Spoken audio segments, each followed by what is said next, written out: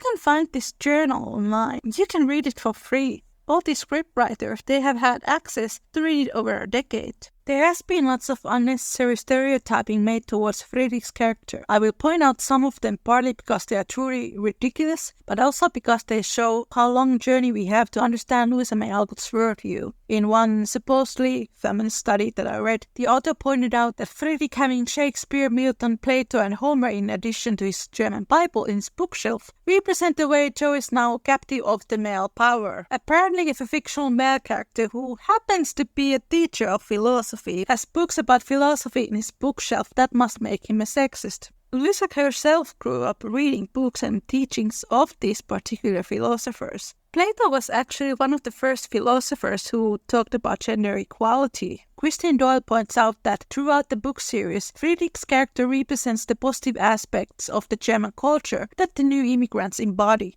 Well-read and well-educated, Friedrich's shelf contains volumes of Shakespeare, Milton, Plato and Homer in addition to his German Bible. He is nevertheless remarkably unpretentious, darning his own socks for example. He is deeply religious, standing up for the importance of religion at the gathering of intellectuals he and Jo attend. This is a particularly important detail since, unlike the working-class German immigrants, German intellects were highly suspect for their godlessness, and it is actually against proponents of Kant's and Hegel's intellectualism that Friedrich launches his defense of religion. Even the great supporters of German literature, transcendentalists, sometimes found it difficult to come to terms with what they read as immorality and even atheism. When Laurie starts to make his moves on Jo, the book Jo feels very uncomfortable by that. She says no many times, but he doesn't listen or respect her. In the book, Jo is way more mature character than Laurie is, but in the recent adaptations, this is not the case. In Greta Gerwig's film, after Jo has newly confessed to Marmee that she is in love with Friedrich, the film Jo suddenly decides to write Laurie and accept his proposal. This does not happen in the book. One might argue that the open ending is a cop-out not to handle Jo's loneliness and maximize the profits of the film by trying to please everyone. When Laurie proposes to Jo, he says he wants Jo to take care of him and he doesn't want Jo to continue writing. When Laurie's behavior becomes possessive, it is now that Jo finally realizes what it feels like for a woman when someone does not respect your boundaries. Laurie guilt-trips Jo for a very long time, and he makes fun of Friedrich even when he has never met him. This is a common narrative in Louisa May Alcott's novels. In Rose in Bloom, Charlie wishes to marry Rose because of her money. He's a lot like Laurie, a chap who everyone likes, but he's also very sensitive and escapes himself gambling and alcohol. Rose eventually falls for Mac, who is basically a younger Scottish-American version of Friedrich. In a work, Story of Experience, the protagonist Christy is courted by a man called Fletcher, a wealthy man who would like to own her, and Christy feels very uncomfortable by his obsessive behavior. There was no Me Too campaigns in the 19th century, so in true Alcottian style, these men are all forgiven. Laurie goes through a process in which Amy plays an important part, and thanks to her low BS level, Laurie actually improves himself. Fletcher and Charlie are not so lucky, and in their deathbeds, they apologize to the protagonists. Laurie was never in love with Jo. He was looking for an excuse to keep their relationship as it was so that he would not have to grow or to take responsibility of his actions. But Jo wants to leave that toxic cycle they are in, especially after she has returned from New York and opened her heart for Friedrich. I'm going to read you a quote from my friend Shelley.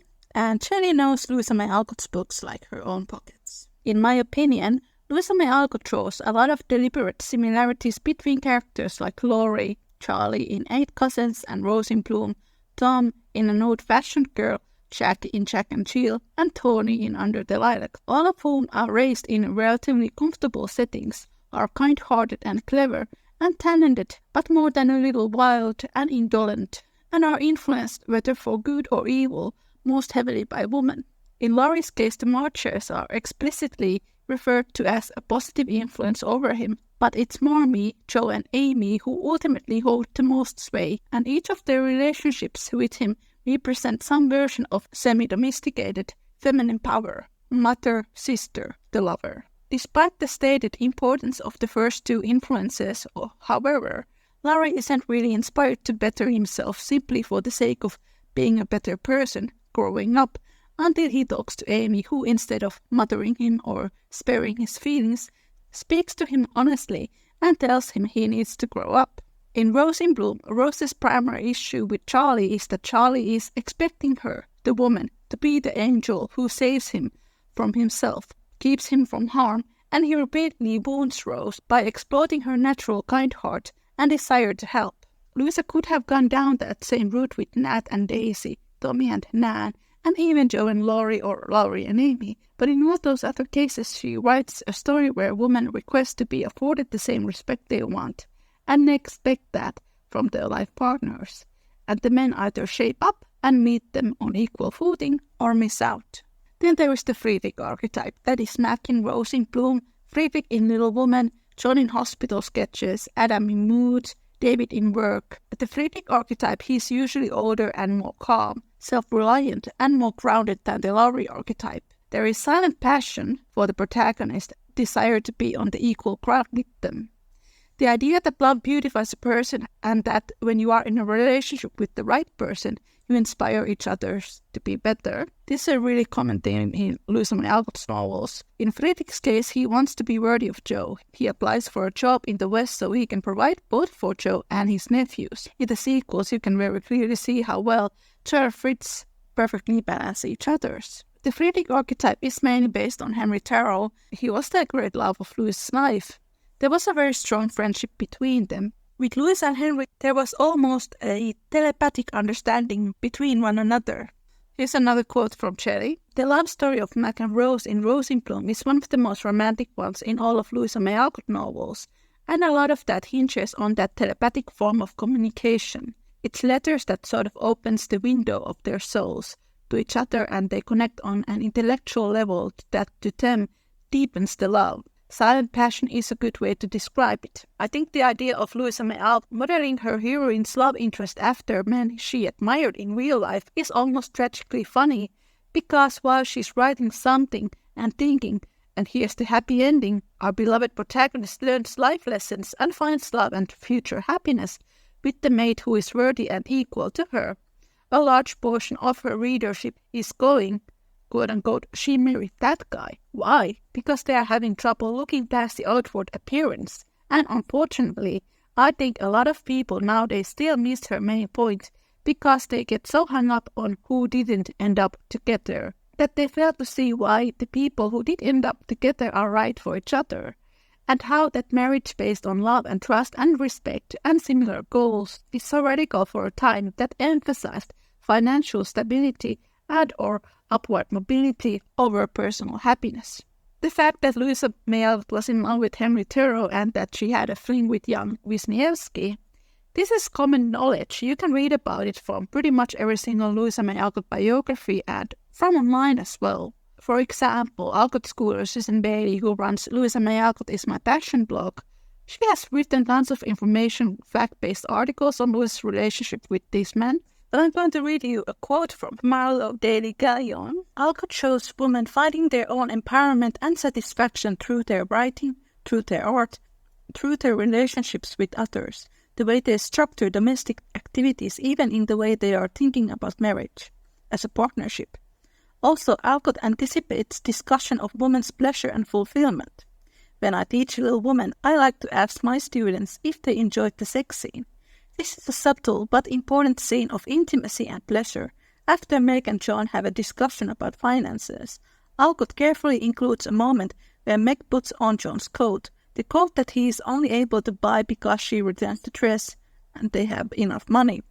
She puts on the coat, welcomes him home, kinda racy. We might have missed it, but it comes next is a blissful state of things. So she, Louisa, is engaging with the ideas of pleasure. Again, I think a nice thing to remember that in 1868 and 1869, Louisa May Alcott is thinking about this.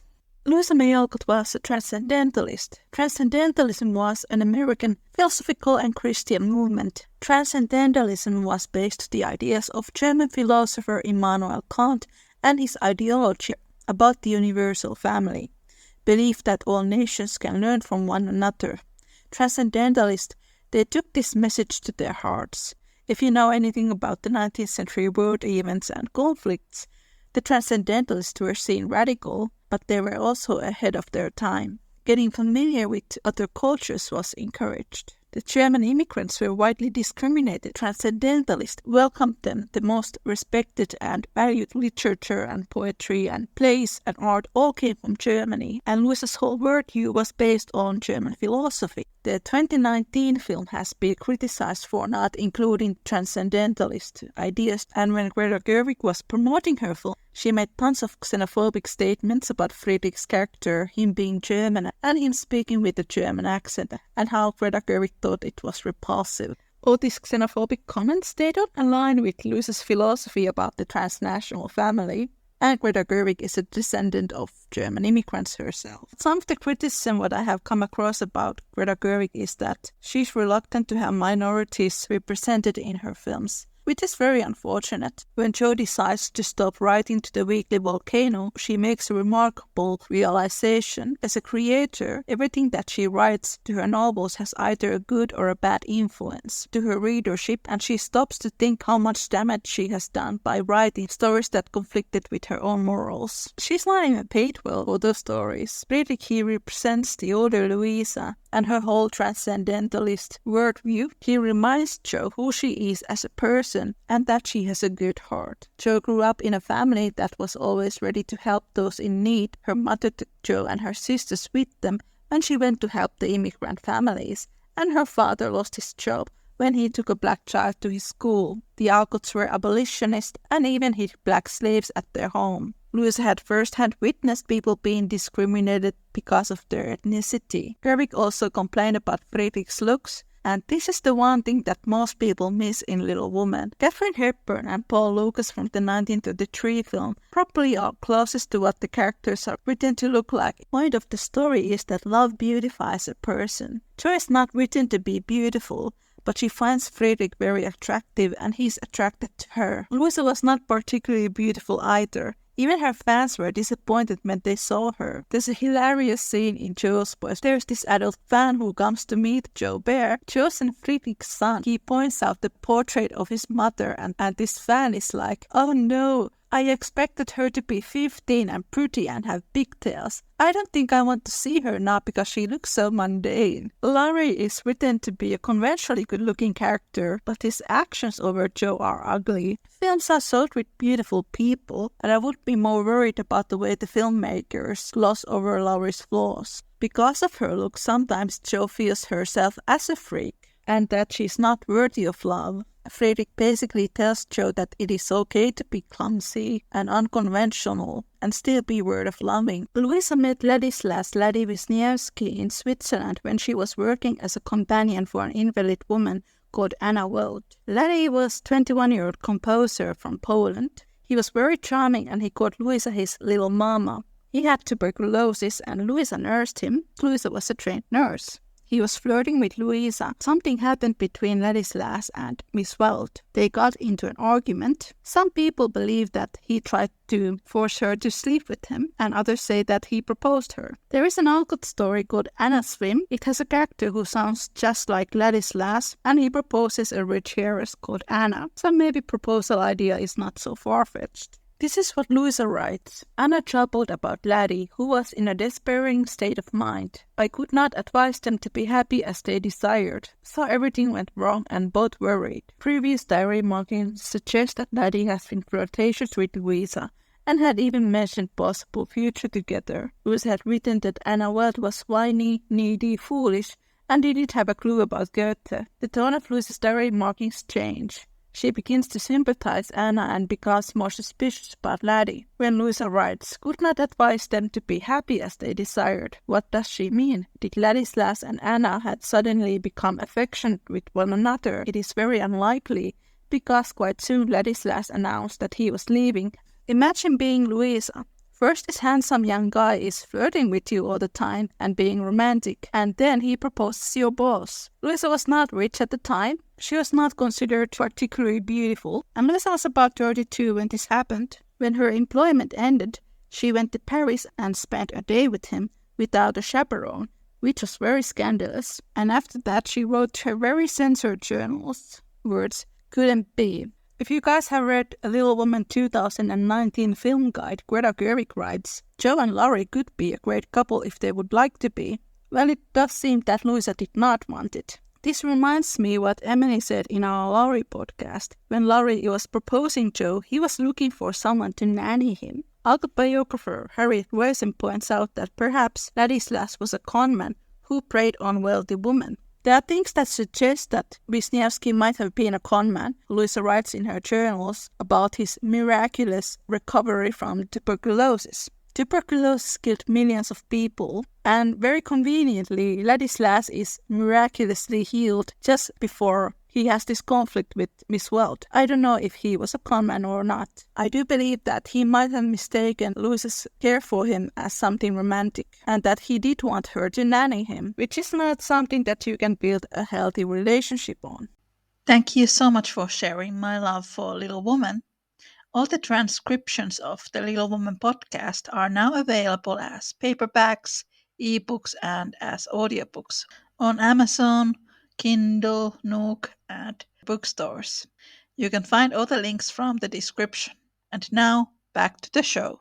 And I am pretty convinced that he was not on Louisa's intellectual level, and she could not rely him on being supportive on her writing. Susan Cheer writes in American Bloomsbury that every time when the Alcotts moved back to Concord, Louisa would find herself loving Henry more and more every time when they returned. Louisa loved very masculine men. She writes in her journals that she loves soldiers and uniforms. She writes in her journals that Henry is the perfect man, and there's a quote where she compares Henry to Napoleon and her friend Emerson to Goethe. In Little Woman, Friedrich is Jo's sexual awakening. He's written to be more masculine and mature than Laurie. He has a beard, big hands, a deep voice. Little Man narrator even says that Jo loves very manly men, and there is some criticism over guys who are thin and more effeminate, like Laurie and Nat. In Jo's Boys, there's actually quite many scenes where Jo and Friedrich are kissing, and there's also a scene where they are making out. They are about to do the dirty, and their sons come in and stop them. I'm actually surprised that Louisa got away with that. It's pretty fair to say that Louisa wanted someone on her side who could feed her and stimulate her brain. Henry wasn't a great looker, but there was something about him because he had quite a few female admirers in Concord. Louisa was attracted to him, but most important aspect of that relationship was their similar interest and the intellectual connection that they had. And they did spend a lot of one-on-one time together. She would visit him at his hut in the Walden's Pond, they took long nature walks, and he would often take her to boat trips. I have said this before and I say it again, the age difference between them was the same as between Jo and Friedrich, 16 years. Henry passed away when Louisa was 27. The rest of her life with Ladislas and other men and women who she encountered, she never found any of them being even remotely as intellectually stimulating as Henry was. In Little Woman, Jo confesses to Friedrich that he is her first love, and therefore the best. Something I found very interesting in my Terror research was that Henry and the whole Terror family, they had a reputation that they despised gossip and supported individualism. This is something that Louisa admired. You can read from their journals that both Henry and Louisa often felt themselves as outsiders, very similar to Jo and Friedrich, who are connected by their feelings of outsiderness. The self-censoring, it happens even in Little Woman. This raises the question, what is the intention of the author? In the book When Amy Burns Jo's Manuscript, it happens because Jo has been bullying Amy for weeks, and she's had enough. Little Woman is framed against Pilgrim's Process, a story where the protagonist learns to overcome their biggest flaws. For Jo, her biggest flaw is her temper. Why would Louisa make her literal counterpart to face that if there was no intention? She is the creator and the one who controls the story. Another explanation is that Louisa is censoring her own writing, because when Jo writes the story again, it becomes a lot better. Second, self-censoring happens with Weekly Volcano. As I explained earlier, Louisa used herself as an example, but never admitted that. In the last Little Woman book, Jo's Boys, when Jo has become a famous writer, she's very much against her nephew Demi is writing stories for a magazine. Jo does not approve of it. Almost like Louisa is echoing her own history with sensationalism. Louisa began to self-censor her diaries when Little Woman became a bestseller. As a writer, she was marketed as the friend of all children. It is also important to point out that in the 19th century, sex was a taboo. There were times when Louisa struggled with the children book format because she preferred to write of the adult themes. Especially after Louisa's passing, the early Alcott schoolers took everything that she had written literally. Most of these people were completely unaware that Louisa had self-censored her own journals. Not only Louisa wrote about her love life in Little Woman in literal disguise, she also wrote about her experience writing the sensational stories. We might even say that she wrote her biggest secrets to the novel. It is no wonder that she had very conflicted feelings about it. Some of us might be very eager to judge her for this, the way she tried to detach herself away from Little Woman. But in the 19th century, women having a good reputation, that was a lot more valuable than all the money that they owe. There is something that I would like to talk about. It's the hardcore of studying Little Woman from the perspective of gender. That is the idealization of the masculine. In one of her journal markings, Louisa has written, "I am a hero worshipper by nature." If I quote one of my blog readers, Jo was drowning into internalized misogyny. Jo puts Laurie to a pedestal because Laurie is a boy. Laurie does the same to Jo because she is the first person who pays any attention to him. When Laurie is catfishing Meg, Jo doesn't see any problem in his behavior, and it is actually Laurie who Jo feels bad for. And this has made lots of modern readers, female readers especially, quite upset. What we know about Louisa was that she always preferred the male company rather than women. Friedrich is idealized for a complete different reasons than Laurie. He is idealized because Jo is in love with him. When we get into the courting and the umbrella chapter, the roles are reversed between Jo and Friedrich, and it is now Friedrich who openly admires Jo. Friedrich's model of masculinity is different. He respects her boundaries and does not overstep them, and only makes his moves on Jo when he has Jo's full consent. When Friedrich proposes to Jo, he gives her a German title, Professorin, which does not mean professor's little wife like it was translated into my older Finnish translation of Little Woman. It is German and means a female professor, and by doing that, Friedrich acknowledges Jo's thirst for knowledge and considers her as his intellectual equal. In both 1994 film and 2019 film, Jo and Friedrich part in bad terms, but in the book they part as friends, both wondering if it could lead into something more in the future. Early as it was, he was at the station next morning to see Jo off, and thanks to him, she began her solitary journey with the pleasant memory of a familiar face smiling its farewell, a bunch of violets to keep her company, and best of all, the happy thought, well, the winter's gone, and I've written no books, earned no fortune, but I've made a friend worth having, and I tried to keep him all my life. Jo and Fritz spent the next 2 years writing letters to each other. Taking care of Beth forces Jo to re-evaluate her life. After Beth's passing, she goes through a period of depression, grief and loneliness. In the book right after Beth's death, Laurie sends Jo a letter from Europe and proposes her again. This happens the moment Laurie has realized he has feelings for Amy. Jo sends him a polite answer and refuses again. Laurie's second proposal has never been adapted. In the book, shared looks continue when Friedrich comes courting. Though a very social man, I think Mr. Bear would have gone decorously away and come again another day. But how could he, when Jo shut the door behind him and bereft him of his hat? Perhaps her face had something to do with it, or she forgot to hide her joy at seeing him, and showed it with a frankness that proved irresistible to the solitary man, whose welcome far exceeded his boldest hopes. A stealthy glance now and then refreshed her like sips of fresh water after a dusty walk, for the sidelong peep showed her propitious omens. Mr. Bear's face had lost the absent-minded expression and looked all alive with interest in the present moment. Actually young and handsome, she thought. Shared looks were a big part of courting, and Jo comes to the realization that Fritz has truly come to court her. Jo flushes. She becomes fully self-aware, and she is quite pleased and thrilled by the idea. Then we get to the third and the most important part of the 19th century courtship, identification of selves, mutual recognition of one another, which in Little Woman is the umbrella. Courting is usually rushed in the films. Friedrich in fact visits the Marches for 2 weeks, and during all this time he is hoping to see signs of love from Jo. For a fortnight the professor came and went with lover-like regularity, then he stayed away for 3 whole days and made no sign, a proceeding which caused everybody to look sober, and Jo to become pensive at first, and then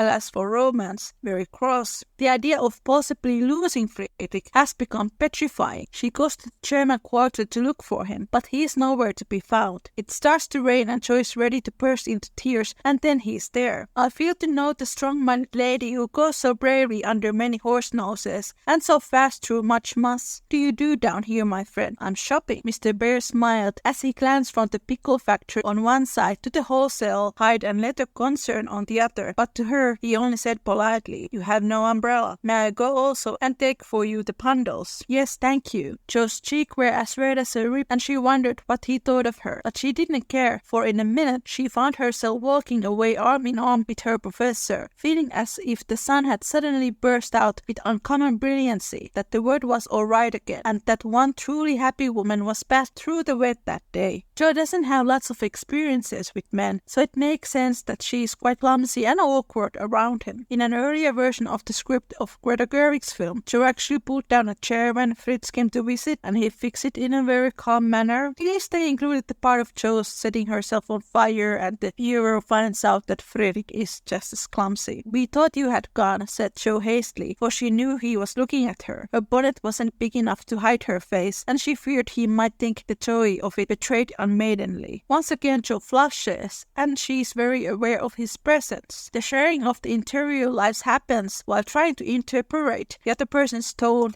and voice and gestures. When Friedrich tells her about the new job and that he can now provide a better home for his nephews, Jo is encouraged by the prospects. "Indeed you should. How splendid it will be to have you doing what you like and be able to see you often. And the boys," cried Jo, clinging to the lads as an excuse for the satisfaction she could not help betraying. "Ugh, but we shall not meet often, I fear. This place is at the west, so far away," and Jo left her skirts to their fate, as if it did not matter now what became of her clothes or herself. Mr. Bear could read several languages, but he had not learned how to read woman yet. He flattered himself that he knew Jo pretty well, and was therefore much amazed by the contradictions of voice, face, and manner which she showed him in a rapid succession that day, for she was in half a dozen different moods in the course of half an hour. When she met him she looked surprised, though it was impossible to help suspecting that she had come for that express purpose. When he offered her his arm, she took it with a look that filled him with delight.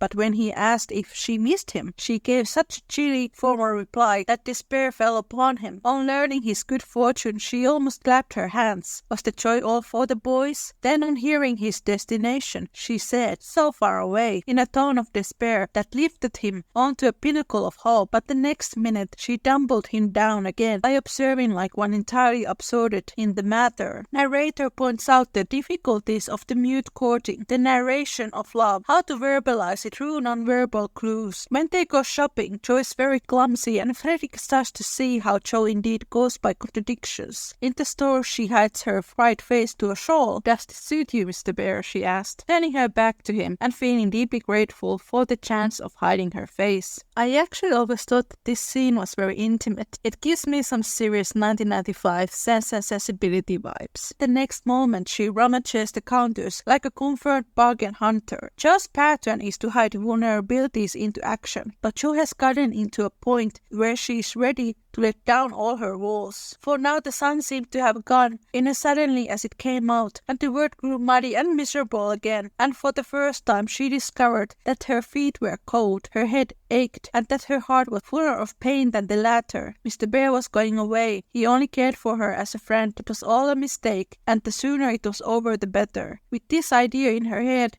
she hailed an approaching omnibus with such a hasty gesture that the daisies flew out of the pot and were badly damaged. This is where we get into the culmination, the mutual recognition of one another. "I beg your pardon, I didn't see the name distinctly. Never mind, I can walk. I'm used to the plodding in the mud," returned Jo, winking hard, because she would have died rather than openly wipe her eyes. Mr. Bear saw the drops on her cheeks, so she turned her head away. The sight seemed to touch him very much, for suddenly stooping down he asked in a tone that meant a great deal, "Heart's dearest, why do you cry?" Liking someone is scary. These two have liked each other quite a long time now. When you first time bring somebody into your life, it is scary because you have to admit to yourself that you are fully open. Taking the step forward, tell you love them, is like standing on the edge of a cliff. Jo and Friedrich are both standing on the cliff, and when Jo opens up, Friedrich tells her that he has already fallen hard. Now, if Jo had not been new to this sort of thing,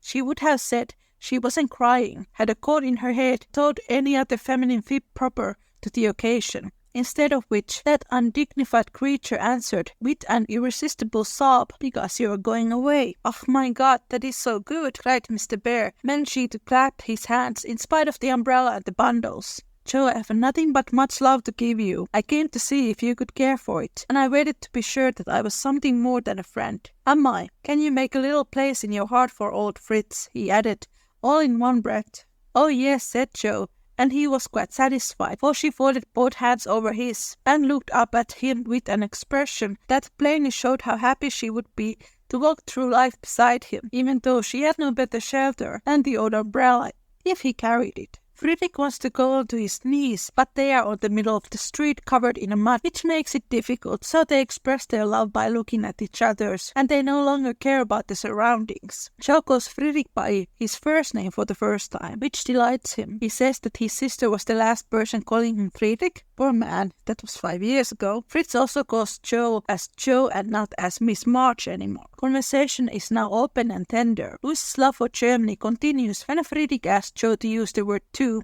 instead of English "you." For those of you who don't speak German, there is Sie, which is how you address another person formally. Then there is "du," which is informal, and in the 19th century context, much more intimate. In Old English, "tu" was the more intimate form of "you." Friedrich shows Jo the poem that brought him to her. The poem is called "In the Garret," and Jo wrote it after Beth's death, while feeling very lonely. In most adaptations, Friedrich has come bringing Jo her new book. Poem shows that Friedrich has taken the time to follow Jo's career. When Jo asks what kept him away for so long, we find out that he has been looking for a job so that he could provide a home for Jo. This highlights Friedrich's self-reliancy, which is a value that Jo appreciates. Chapter ends into the very famous "Not empty now" line. "I am glad you are poor. I could not bear a rich husband," said Jo decidedly, adding in a softer tone, "Don't fear poverty. I've known it long enough to lose my dread and be happy working for those I love. And don't call yourself old. 40 is the prime of life. I couldn't help loving you if you were 70. Professor found that so touching that he would have been